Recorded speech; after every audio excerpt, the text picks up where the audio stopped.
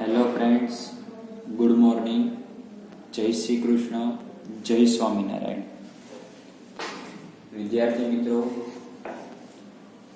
Commerce world ક્લાસીસમાં આપ સર્વેનું હાર્દિક સ્વાગત છે. ગયા લેક્ચરની અંદર મેં તમને એક દાખલો શીખવાડ્યો હતો 26મા નંબર, અને એક દાખલો જે 19મા નંબરનો મેં સમ તમને 2 લેક્ચર પહેલા કમ્પ્લીટ કરાવ્યો હતો, એની જેવો એક સેમ ટુ સેમ 25મો દાખલો મેં તમને ઘરેથી ગણવા આપ્યો હતો. દાખલા નંબર જે 27 છે એ પણ આપણને સહેલો જ છે, જેની ગણતરી આપણે આગળ કરેલી છે, જેમાં આપણને 2 વર્ષની ઇન્ફોર્મેશન આપતા હતા એવો જ એક દાખલો સિમ્પલ છે. ચાલો એની ગણતરી કરીએ. સૌપ્રથમ પહેલા આપણે એની રકમ સમજીએ. Pranav company financial statement contain the following information, કે પ્રણવ કંપનીનું જે ફાઇનાન્શિયલ નાણાકીય પત્રક છે એ આપેલું છે. ટોટલ કરંટ એસેટ્સની અંદર કેશ આપણને આપેલી છે બંનેની 2 લાખ 1,60,000. ડેટર 2011 ના 2,80,000 છે, 2012 ના 3,20,000 અને 2013 ના 4 લાખ છે. શોર્ટ ટર્મ ઇન્વેસ્ટમેન્ટની અંદર 2 લાખ અને 3,20,000 છે. સ્ટોક એની અંદર પણ આપણને અહીંયા 2011 ની ઇન્ફોર્મેશનની અંદર તમને 2,20,000 આપેલા છે, 2012 માટે 5,80,000 છે અને 2013 માટે 6,20,000 છે. કરંટ લાયબિલિટી આપણને 5 લાખ એટલે આપણને વર્કિંગ કેપિટલ મળી ગઈ 8 લાખ અને 10 lakh. Equity capital 20 lakh, written earning 4 lakh 8 lakh, long term loan 16 lakh. એટલે કેપિટલ એમ્પ્લોયડ આપણને મળશે 40 લાખ અને 44 લાખ. સ્ટેટમેન્ટ ઓફ પ્રોફિટ ની અંદર આપણને સેલ્સ આપેલું છે 20 lakh 40 lakh, cost of sales 10 lakh 28 lakh. એટલે sales minus cost of sales કરો એટલે આપણને ગ્રોસ પ્રોફિટ બંનેનો મળે છે 10 લાખ અને 12 લાખ. પ્રોફિટ બિફોર ટેક્સ પણ આપેલો છે 8,40,000, 10,40,000. 50% ટેક્સ માઇનસ કરો એટલે પ્રોફિટ આફ્ટર ટેક્સ આપણને મળે છે 4,20,000 અને 5,20,000. ક્લિયર છે? આ સમ પણ ગુજરાત યુનિવર્સિટીની અંદર 2008માં પૂછાયેલો છે. ટોટલ આપણને 7 રેશિયો ફાઇન્ડ કરવાના છે. 1 by 1 આપણે દરેક રેશિયોની ગણતરી કરીએ. ચલો ફર્સ્ટ રેશિયો આપણને કીધું છે ગ્રોસ પ્રોફિટ રેશિયો. એની ફોર્મ્યુલા શું થશે? Gross profit upon sales into 100. બંને વર્ષ માટે ગણતરી કરવાની છે. ધ્યાન રાખજો, પેલા 2012 માટે ગણતરી કરો. કેટલી આવે છે? 10 લાખ ભાગ્યા 20 લાખ ગુણ્યા 100, એટલે આન્સર કેટલો આવશે? 50%. અને 2013 નો ગ્રોસ પ્રોફિટ આપણને આપેલો છે 12 લાખ ભાગ્યા ટોટલ સેલ્સ છે 40 લાખ ગુણ્યા 100, એટલે આન્સર કેટલો આવશે? 30%. એ જ પ્રમાણે આપણને નેટ પ્રોફિટ રેશિયો કીધો છે, તો નેટ પ્રોફિટ અપોન સેલ્સ. અહીંયા જે નેટ પ્રોફિટ આવે એ કયો લેવાનો? પ્રોફિટ આફ્ટર ટેક્સ લેવાનો છે. તો 2012 નો લાસ્ટમાં આપણને જો પ્રોફિટ આફ્ટર ટેક્સ આપેલો છે 4,20,000 અને સેલ્સ છે 20 લાખ ગુણ્યા 100, એટલે 21% આવશે. 2013 માં નેટ પ્રોફિટ છે 5,20,000 ભાગ્યા સેલ્સ છે 40 લાખ ગુણ્યા 100, એટલે આન્સર કેટલો આવશે? 13%. વિદ્યાર્થી મિત્રો, તમે જોયું હશે મોટા ભાગના દાખલાઓની અંદર આ ગ્રોસ પ્રોફિટ રેશિયો અને નેટ પ્રોફિટ રેશિયો, અને ત્રીજો રેશિયો હું તમને કહું તો કરંટ રેશિયો, અને ચોથો રેશિયો હું કહું તો સ્ટોક ટર્નઓવર રેશિયો, અને પાંચમો રેશિયો તો ડેટર અને ક્રેડિટર બંનેમાંથી કોઈ એક. આ 5 રેશિયો તો મોટા ભાગના દાખલામાં હશે અને હશે જ. એટલે વિદ્યાર્થી મિત્રો, આ 5 રેશિયો તો પરીક્ષામાં તમારે આવશે જ. એટલે આની ગણતરી ખાસ શીખી લેવાની છે. ક્લિયર? એના પછી આપણે ત્રીજો રેશિયો આપેલો છે કરંટ રેશિયો. ચાલો એની ગણતરી કરીએ. કરંટ રેશિયોની ફોર્મ્યુલા છે current assets upon current liability. Current assets આપણને આપેલી છે, જુઓ સ્ટેટમેન્ટમાં 13 લાખ રૂપિયા, બરાબર. કરંટ લાયબિલિટી એની નીચે જ આપેલી છે 5 લાખ રૂપિયા. ડિવાઇડેડ કરશો તો 2.6:1. અહીંયા 2013 માં કરંટ એસેટ્સ જોશો તો 15 લાખ છે. અહીંયા એક શૂન્ય ઓછું લખાયેલું છે, એટલે ધ્યાન રાખજો. અને કરંટ લાયબિલિટી એની અંદર પણ 5 લાખ રૂપિયા છે. તો 15 લાખ ભાગ્યા 5 કરશો એટલે 3:1.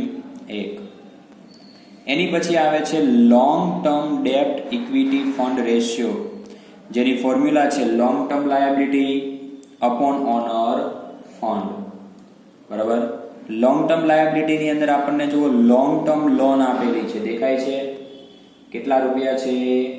16 લાખ રૂપિયા. કેટલી છે? 16 લાખ રૂપિયા. હવે આપણે ઓનર ફંડ ની વાત કરીએ તો ઓનર ફંડ એટલે માલિકીના ભંડોળો થયા. તો માલિકીના ભંડોળોમાં આપણી પાસે અહીંયા બે વસ્તુ છે. કઈ કઈ? તો પહેલી વસ્તુ આપણને આપેલી છે ઇક્વિટી કેપિટલ અને બીજી વસ્તુ એની નીચે છે રિટેઇન અર્નિંગ. તો આ બંનેનું ટોટલ કરવાનું. તો જો તો 2012 માં ટોટલ કરો તો 20 લાખ પ્લસ 4 લાખ. તો જો તો ઓનર ફંડ કેટલા મળ્યા? 24 લાખ. તો 16 લાખ ભાગ્યા 24 લાખ ગુણ્યા 16 કરશો એટલે આન્સર કેટલો આવશે? 66.67%. 2013 માં same to same long term loan આપણને 16 લાખ રૂપિયા આપેલી છે ઓનર ફંડ. તો ઇક્વિટી પ્લસ રિટેન અર્નિંગ તો 20 લાખ પ્લસ 8 લાખ એટલે ટોટલ કેટલા આવશે? 28 લાખ. તો કેલ્સી ની અંદર ગણતરી કરો 16 લાખ ભાગ્યા 28 લાખ ગુણ્યા 100. તો આન્સર આવશે 57.14%. ક્લિયર છે? ચલો એની પછી આગળ નેક્સ્ટ કેલ્ક્યુલેશન કરવાનું થશે. હવે આપણો રેશિયો આવશે 5 નંબરનો રિટર્ન ઓન કેપિટલ એમ્પ્લોયડ. ચલો રિટર્ન ઓન કેપિટલ એમ્પ્લોયડ ની ફોર્મ્યુલા છે નેટ પ્રોફિટ. પણ આ પ્રોફિટ કયો લેવાનો? Profit before interest and tax upon share capital, reserve, loan minus 52 years assets into 100. તો 2012 માટે તમે જોશો તો તમારા માટે જે ગ્રોસ પ્રોફિટ છે એ જ બનશે profit before interest and tax. તો કેટલા રૂપિયા છે? 10 લાખ ભાગ્યા શેર કેપિટલ, રિઝર્વ અને લોંગ ટર્મ લોન ત્રણેયનું ટોટલ કરો તો 20 પ્લસ 4 પ્લસ 16 ટોટલ કરશો તો એનું ટોટલ થશે 40 લાખ રૂપિયા. ક્લિયર છે? આન્સર કેટલો આવશે એનો? 25%. એની પછી 2013 માટેનો ગ્રોસ પ્રોફિટ જો તમને આપેલો છે 12 લાખ રૂપિયા અને એનું ટોટલ થશે 20 પ્લસ 8 પ્લસ 16 એટલે ટોટલ આવશે 44 લાખ. તો 12 લાખ ભાગ્યા 44 લાખ કરશો તો આન્સર કેટલો મળશે? 27.27%. ક્લિયર? એની પછી વિદ્યાર્થી મિત્રો એક રેશિયો છે ડેટર ટર્નઓવર રેશિયો. ધ્યાન રાખજો ડેટર રેશિયો નથી, ડેટર ટર્નઓવર રેશિયો છે. તો એનું ફોર્મ્યુલા ચેન્જ થશે sales upon average debtor. Sales upon average debtor. ચલો સેલ્સ કેટલું છે? જો 20 લાખ. એવરેજ ડેટર તો સરેરાશ શોધવાના છે. જો હવે અહીંયા ખાસ ધ્યાન રાખજો. હવે અહીંયા શું કીધું છે? Average debtor. તો એવરેજ ડેટર ની ફોર્મ્યુલા આવી થાય opening debtor plus closing debtor divided by 2. Average debtor શોધવાની ફોર્મ્યુલા શું થશે? ઓપનિંગ ડેટર એટલે કે જો ગુજરાતીમાં તમે 12મા ધોરણમાં લખતા હતા શરૂઆતના શકમંદ લેણા પ્લસ આખરના શકમંદ લેણા અપોન 2. તો એ જ સૂત્ર છે. હવે ઓપનિંગ તો જુઓ 2011 માટેના આપણને ડેટર અંદર પર્ટિક્યુલરમાં આપેલા છે. તો એક ક્લોઝિંગ હોય તો 2011 નું ક્લોઝિંગ 2012 માટે શું થઈ જાય? ઓપનિંગ. તો ઓપનિંગ કેટલા આવ્યા? 2,80,000. ક્લોઝિંગ તો 2012 ના આપેલા છે 3,20,000. તો 2,80,000 પ્લસ 3,20,000 ભાગ્યા 2 એટલે એવરેજ ડેટર તમને મળશે 3 લાખ. બંનેનો ભાગાકાર કરશો એટલે 6.67 આન્સર આવશે. ક્લિયર? એ જ પ્રમાણે 2013 માટે સેલ્સ તો આપેલું 40 લાખ. તો 2012 ના જે ક્લોઝિંગ છે 2013 માટે શું બનશે? ઓપનિંગ. તો 3,20,000 ઓપનિંગ. ક્લોઝિંગ તો આપેલા છે 4 લાખ ભાગ્યા 2 કરો એટલે આન્સર કેટલો આવશે? 3,60,000. ભાગાકાર કરશો એટલે આન્સર કેટલો મળશે? 11.11. બરાબર. તો આ રેશિયો નવો આવેલો છે. અત્યાર સુધી એક પણ દાખલામાં આ રેશિયો ન હતો. ખાસ 2 થી 3 વખત આની ગણતરી કરી નાખવી. અને છેલ્લો રેશિયો છે સ્ટોક ટર્નઓવર રેશિયો. કયો રેશિયો છે? Stock turnover ratio. ચાલો એની ગણતરી જોઈએ. તો સ્ટોક ટર્નઓવર રેશિયોનું સૂત્ર છે cost of sales upon average stock. Cost of sales બંને વર્ષનો આપેલો છે 10 લાખ અને 28 લાખ. એવરેજ સ્ટોક નથી આપેલો તો એને શોધવો પડે. સેમ ટુ સેમ સૂત્ર બનશે opening stock plus closing stock divided by 2. હવે જો એની અંદર પણ 2011 નો સ્ટોક આપેલો છે, મતલબ એ ક્લોઝિંગ છે. 2012 માં શું બનશે? ઓપનિંગ. તો 2,20,000 પ્લસ 5,80,000 ભાગ્યા 2, તો આન્સર કેટલો આવશે?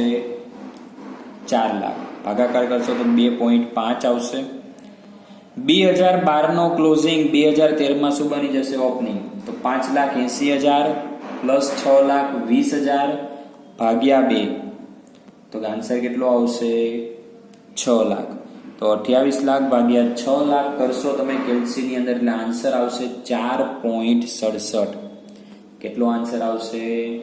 4.67. ક્લિયર છે? ઓકે.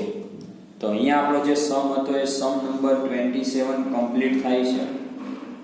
હવે એના પછી તમારે કમ્પ્લીટ કરવાના છે 2 સમ. આમ જોવા જાઓ તો ખરેખર 3 સેમ, જે 3 દાખલા છે સેમ ટુ સેમ આવે છે, બરાબર. એટલે આજે તમારે હોમવર્કની અંદર કમ્પ્લીટ કરવાના છે 3 દાખલા. દાખલા નંબર 28, 29 અને 30. આ 3 સમ તમારે હોમવર્કમાં કમ્પ્લીટ કરવાના છે. સારું, ચલો વિદ્યાર્થી મિત્રો, મળીશું આપણે હવે નેક્સ્ટ લેક્ચરમાં. Thank you.